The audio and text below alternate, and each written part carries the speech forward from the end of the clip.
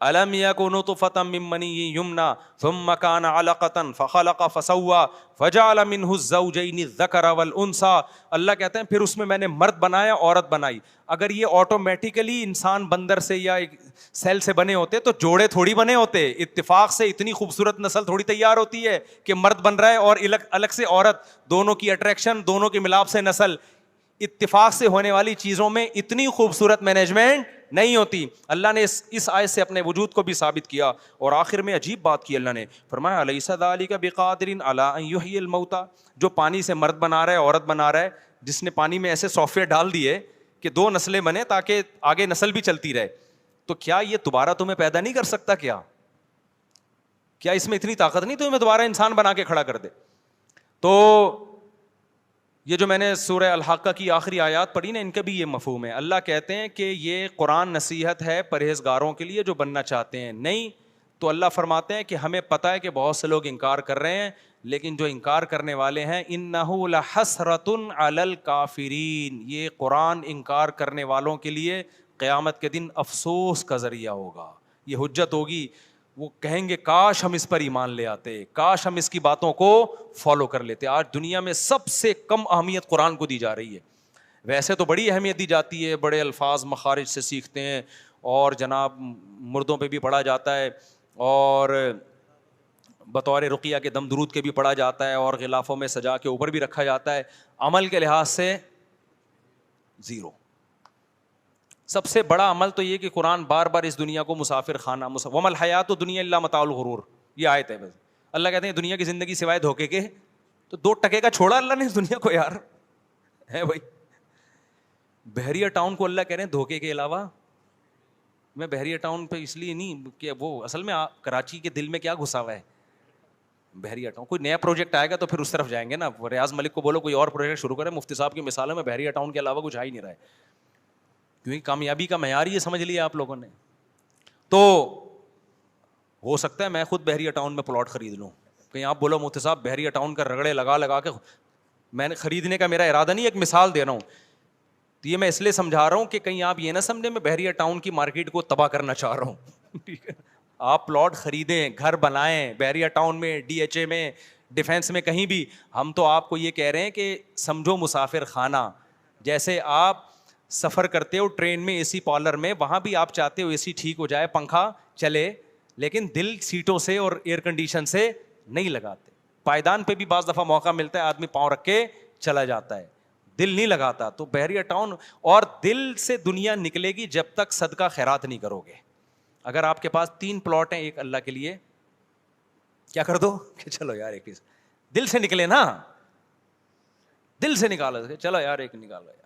جب تک یہ نہیں ہوگا نا جذبہ, یہ دل سے تھوڑی, باتوں سے تھوڑی دنیا دل سے نکلتی ہے, خرچ کرنے سے. ہمارے تو فرمایا کرتے تھے پہلے زمانے میں بزرگان دین خانقاہوں میں اپنے مریدوں سے نوٹ جلواتے تھے. بولتے تمہارے دلوں میں نوٹوں کی محبت ہے, جلاؤ. یہ جیسے نوٹ جلے گا نا دل بھی جلے گا ساتھ ساتھ. 5,000 کا کڑک کڑک آپ نہیں جلانا شروع کر دینا, اسٹیٹ بینک آف پاکستان پکڑ کے لے جائے گا آپ کو. تو اب تو صدقے کروائے جاتے ہیں نا, کہا کہ بعض دفعہ جلواتے تھے, صدقہ بھی نہیں. یہ اٹکا ہوا کیوں ہے تیرا دل اس میں اتنا زیادہ؟ مٹی ہے بھائی مٹی. تبلیغ میں کتنا اچھی بات سکھائی جاتی ہے کہ جب گشت کے لیے نکلو تو جو بڑی عمارتیں نظر آئیں بولو کھڑی ہوئی مٹی ہے, اور جو نیچے پڑی ہوئی ہے وہ کیا ہے؟ پڑی ہوئی مٹی ہے. وہی مٹی ہے, گارا ملا, چونا وونا ملا کے اس کو ابھی بینک کی بلڈنگ بنا دیا. تھوڑے دن پہلے یہ کیا تھی؟ پڑی ہوئی تھی. اور جب اللہ قیامت کا زلزلہ لائے گا دوبارہ کیا ہو جائے گی؟ پڑی ہوئی ہو جائے گی. اور زلزلہ تو بعد میں آئے گا, جب آپ مر گئے تو آپ پڑی مٹی بن گئے. اب آپ کے لیے ورلڈ ٹریڈ سینٹر اور حبیب بینک کیا ہو گئے؟ ابے جب آپ قبرستان میں جاؤ گے تھوڑے دنوں میں, زیادہ ٹائم نہیں ہے, گھبرانے کی ضرورت نہیں ہے, میں حقیقت بیان کر رہا ہوں. میرا کون سا, ہم سب 10 20 15 20 30, اس سے زیادہ کون رہے گا؟ اور یہ ٹھک ٹھک ٹھک ٹھک کر کے گزرتے ہیں. اس کے بعد ہم سب لیٹے ہوئے ہوں گے کائنڈلی. اب پتہ نہیں رات کو نیند آئے گی کہ نہیں آئے گی. تھوڑے دن رہ گئے وہاں, جب پڑے ہوئے ہوں گے, جس کروٹ پہ لٹا کے جاتے ہیں نا مردے کو, اتنی توفیق نہیں ہوتی کہ تھوڑی سی کروٹ ہی بدل لے بھائی. تو ایسا لیٹتا ہے بھائی. ہونا یہ چاہیے جب آپ نے اتنے بحریہ ٹاؤن میں بنگلے بنا لیے, بلڈنگیں بنا لی, تو کم از کم اتنا تو فرشتوں کو چاہیے قبر میں بندے کا خیال کرو کہ 6 مہینے بعد پوچھ تو لے کے یار کیا بنا اس کا جو پروجیکٹ چل رہا تھا. ایسا لیٹتا ہے نا, ایسا لیٹا ہے کہ پولیس سے بھی نہیں اٹھتا وہ. بتاؤ نا کوئی گیا قبر میں مر گیا, ایک دفعہ ہلکی سی آنکھ بند ہوئی سیٹھ صاحب کی, اس کے بعد ہلاتے رہو سیٹھ صاحب کو, ہلاتے رہو بس. حضرت آپ کے, میں نے ایسے سیٹھ دیکھے کروڑوں کے پروجیکٹ چل رہے ہیں, میٹنگ سے اٹھ کے آئے کہ یہ پروجیکٹ, ان کے گارڈ اتنے آگے پیچھے. میرے میٹنگ ہونے والی تھی ایک سیٹ سے, وہ مجھ سے ملنا چاہ رہے تھے, اور آگے پیچھے ان کی پولیس موبائل ہیں, ان کا بڑے بڑے کراچی میں بہت بڑے بڑے پروجیکٹ ہیں. ایک بینک کے ڈائریکٹر نے مجھے بتایا کہ وہ آپ سے ملنا چاہتے ہیں. میں نے کہا آ جائیں, انہوں نے کہا وہ نہیں آ سکتے, وہ اتنے ان کے وہ سیکیورٹی کے ہیں, وہ بیچارے بہت مصیبت میں ہو جائیں گے, آپ ہی چلے ہیں. تو میرے کیونکہ ان سے سلام دعا تھی جو بینک کے تھے, تو میں نے کہا چلو, اسلامی بینک تھا. تو میں نے کہا وہ کیا ہوا, کہہ رہے ہیں ان کو تو انا للہ ہی ہو گیا ان کا. تو میں نے کہا اتنے بڑے آدمی کا انا للہ اتنے آرام سے ہو گیا؟ انہوں نے کہا یار وہ کچھ بھی نہیں, وہ تو اتنا پروجیکٹ ان کے کروڑوں کروڑوں کے چل رہے تھے, وہ ایک دن بیٹھے بیٹھے ہارٹ اٹیک ہوا, اسی وقت لیٹ گئے. میں نے کہا یہ تو بالکل مجھے بالکل سمجھ میں پسند, یہ طریقہ, یہ فرشتوں کا یہ والا اسٹائل مجھے بالکل بھی پسند. ہم سے فرشتہ پوچھتا, ہم کہتے ہیں یار یہ بالکل بھی ٹھیک نہیں ہے, اتنا بھی مسافر خانہ نہیں ہونا چاہیے نا, کیا خیال ہے؟ یعنی ہم قرآن کو سن سن کے جتنا دنیا کو مسافر خانہ سمجھتے ہیں نا, خود میں بھی جب ایسی چیزیں دیکھتا ہوں تو میں کہتا ہوں یار اتنا تو ہم بھی نہیں سمجھ رہے. اس سے پتا چلتا ہے جتنا ہم سمجھ رہے ہیں اس سے زیادہ سمجھنے کی ضرورت ہے. 2 منٹ لگتے ہیں.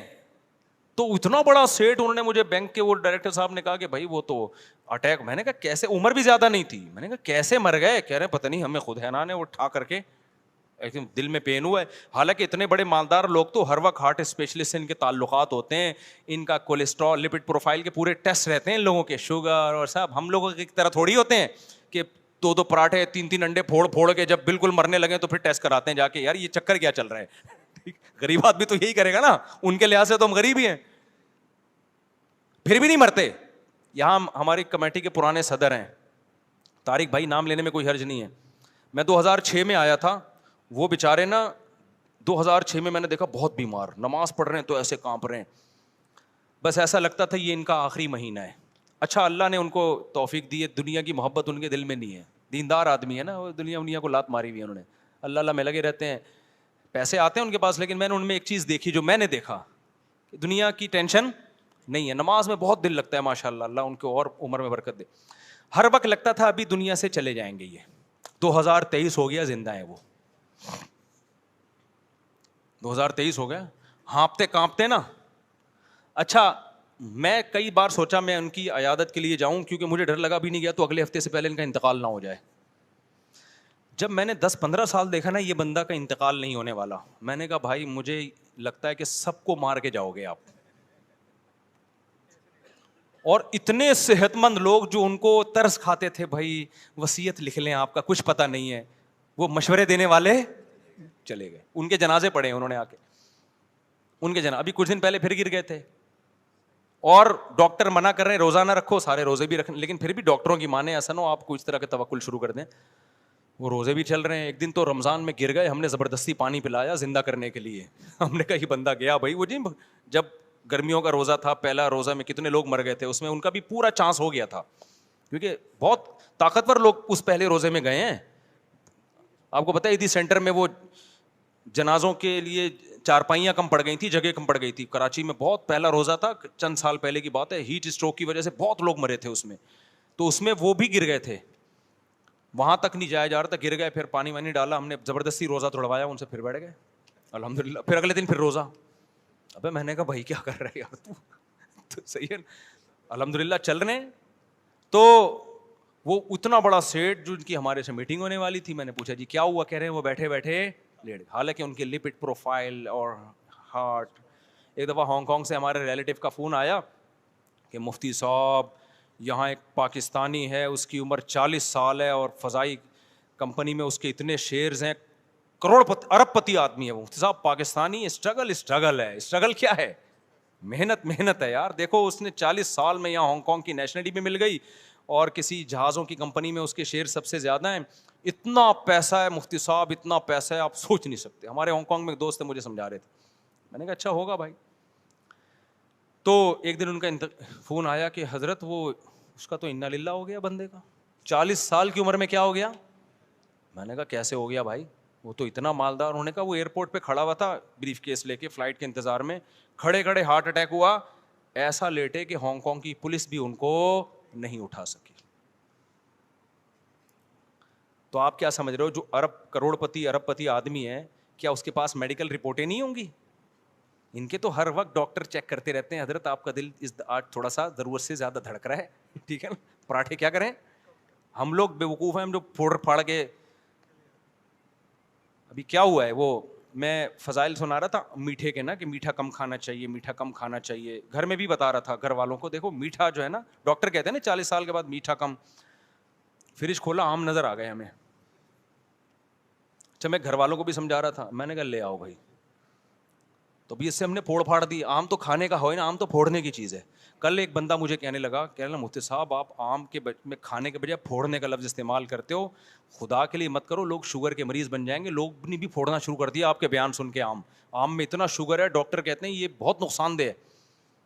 میں نے کہا یہ تقریر جب آم کا موسم چلا جائے گا بتا دینا, ابھی تو پھوڑے گا. آم ہی تو چیز ہے جو پیٹ بھر کے, کھجوریں کھا سکتا ہے پیٹ بھر کے آدمی, سیب کھا سکتا ہے, ایک سیب کھاؤ پیٹ میں گڑبڑ شروع ہو جاتی ہے یار. آم ایسی چیزیں پھوڑتے جاؤ پھوڑتے جاؤ پھوڑتے جاؤ, تو اچھا نہیں ہے. آپ کہیں پھوڑنا نہ شروع کر دیں, صحت کا خیال کریں. لیکن میں بتا رہا ہوں کہ ہم لوگ تو صحت کا اتنا خیال نہیں کرتے جتنا کرنا چاہیے. مالدار لوگ تو بہت, ڈاکٹروں سے کہ ان کے نا ایک صاحب سیٹھ صاحب تھے, انہوں نے مجھے بتایا کہ ایکچولی ڈاکٹر نے مجھے اتنی کیلوریز ریکمینڈ کی ہیں ڈبے پہ. وہ ڈاکٹر نے کہا کہ آپ پتہ نہیں 300 یا 500 کچھ بتایا تھا. میں نے کہا کیا آپ ہر چیز کھانے سے پہلے کیلوریز چیک کریں گے؟ نیٹ پہ چیک کرتا ہوں میں کتنی کیلوریز ہیں. تو ڈاکٹر نے, میں نے کہا یار اسی سے ٹینشن سے مر جائے گا بھائی تو سارا دن.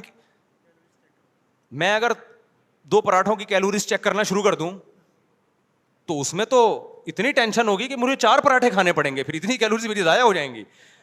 کیا خیال ہے؟ تو اچھی بات نہیں ہے. خیر صحت کا خیال کرنا چاہیے, لیکن میں بتا رہا ہوں یہ مالدار لوگ تو بہت خیال کرتے ہیں. تو وہ 40 سال میں ہانگ کانگ کا کروڑ پتی پاکستانی جہاز کے انتظار میں, ہو سکتا ہے اس کی اپنی کوئی ایئر لائن ہو, کھڑا ہوا ہے کھڑے کھڑے ٹیں, ٹھیک.